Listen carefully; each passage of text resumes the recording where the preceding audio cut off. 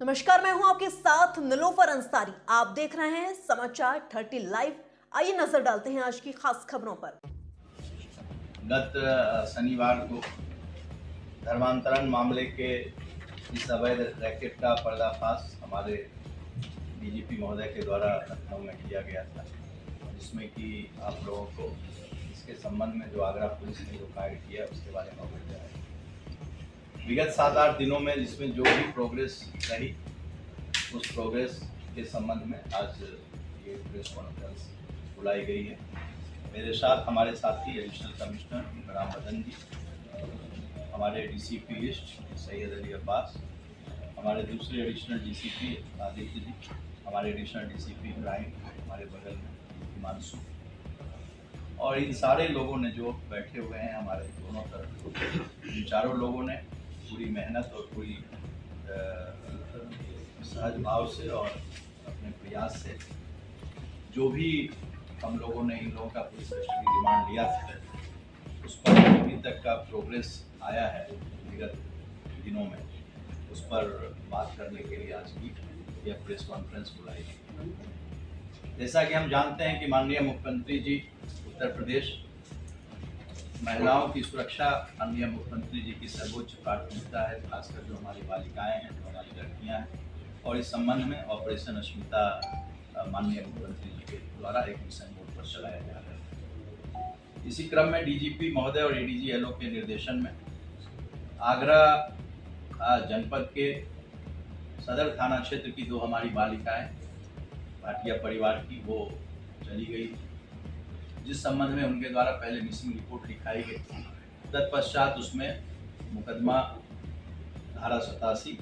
111(3), 111(4) ये बीएनएस की धाराएं और 3/5 उत्तर प्रदेश विधि विरुद्ध धर्म संपरिवर्तन प्रतिषेध अधिनियम के तहत मुकदमा कायम किया गया। और उसके बाद इस मुकदमे को, क्योंकि इसकी गंभीरता को देखते हुए, इस मुकदमे को साइबर क्राइम में ट्रांसफर किया गया, जिसकी विवेचना वर्तमान में साइबर क्राइम थाना के इंस्पेक्टर रीता यादव के द्वारा की जा रही है। इस मामले में अभी तक पुलिस के द्वारा 14 लोगों को गिरफ्तार किया गया है, जिसमें कि आयशा उर्फ एसपी कृष्णा को गोवा से,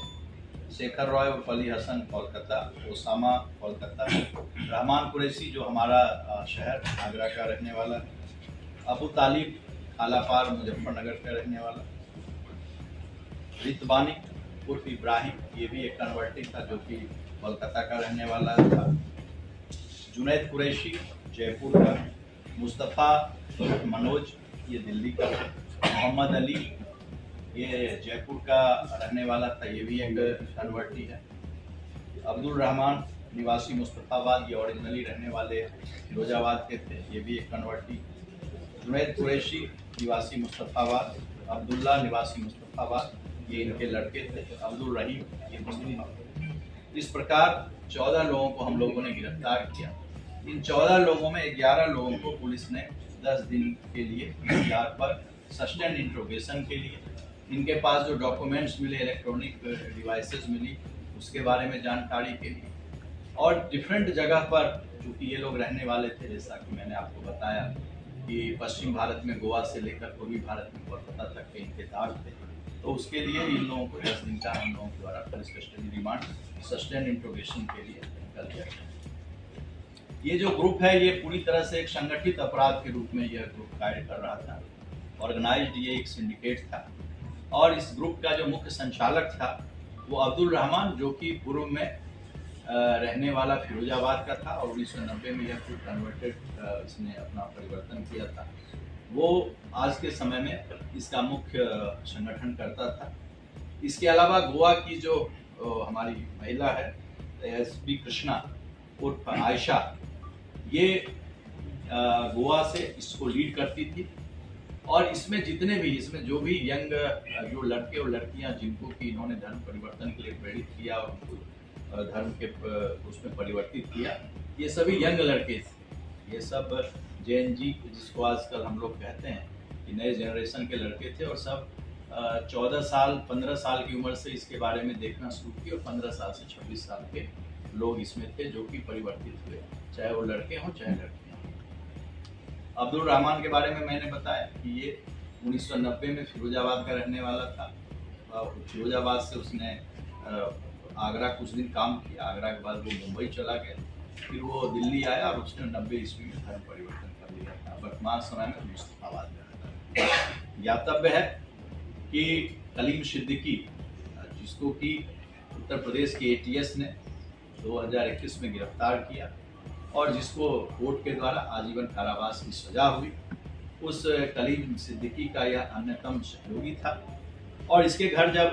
पुलिस के द्वारा रेड की गई थी तो इसके यहाँ धर्म परिवर्तन क्यों ज़रूरी है और उससे संबंधित जो भी पुस्तकें थी, जो साहित्य थे, वो काफ़ी ज़्यादा मात्रा में इसके पास से मिले थे। ये जितने भी अभियुक्त पकड़े गए या जो भी बालिकाएं जिनको कि हम लोगों ने वहाँ से निकाला, रेस्क्यू किया, वो सारी बालिकाओं से जब बात की गई तो बातचीत में जो कॉमन चीज़ें थी, वो कॉमन चीज़ें ये थी कि इन सबके संबंध आयशा से थे जो गोवा की रहने वाली हैं, और दूसरा अब्दुल रहमान जो कि मुस्तफाबाद दिल्ली में रहता है, जो कलीम सिद्दीकी का अन्यतम सहयोगी। उत्तराखंड के देहरादून से, उत्तर प्रदेश के बरेली, अलीगढ़, रायबरेली, हरियाणा के झज्जर और रोहतक की लड़कियां जिनको कि धर्म परिवर्तन के लिए उकसाया गया और बहकाया गया, उन सभी से हम लोगों के द्वारा जो इंट्रोगेशन की गई, उन लड़कियों को जो इनके जंजाल में फंसे हुए थे धर्म परिवर्तन के गिरोह में, उसको उत्तर प्रदेश पुलिस ने माननीय मुख्यमंत्री जी के निर्देश पर हम लोगों ने उसको रेस्क्यू किया, उनको बचाया। और इसमें सबसे आश्चर्य की बात ये थी कि जितनी भी ये बालिकाएं थी या जो बालक थे हैं इनमें इनके घर वालों को किसी को नहीं जानकारी थी, इन लड़कियों को, कि मेरी बेटियां इसमें इन्वॉल्व हैं, धर्म परिवर्तन के लिए प्रेरित हैं या उनके घर में वो नमाज पढ़ रही हैं, कलमा पढ़। इन लोगों को इसका कोई आइडिया नहीं था, इनके किसी भी परिवार में। जैसा कि मैंने बताया कि हमारे माननीय मुख्यमंत्री जी की सर्वोच्च प्राथमिकता बालिकाओं की सुरक्षा है और उनके हितों के लिए उत्तर प्रदेश पुलिस पूरी तरह से दृढ़ संकल्प है।